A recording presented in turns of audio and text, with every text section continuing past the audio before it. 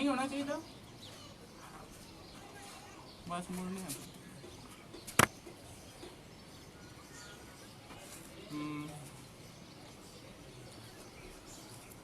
वो ऐसा लगा क्या सही है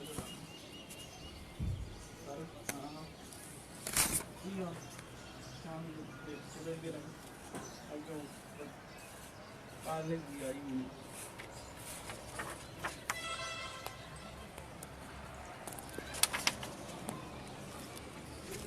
pas meetingnya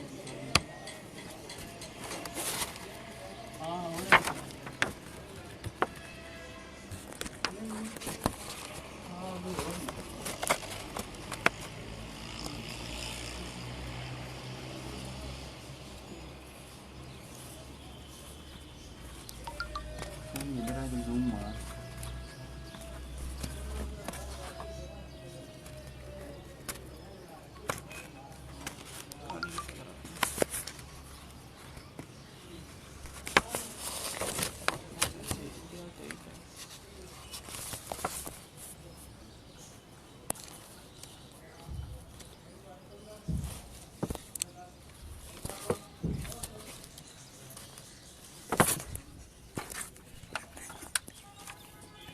तक नहीं हंसो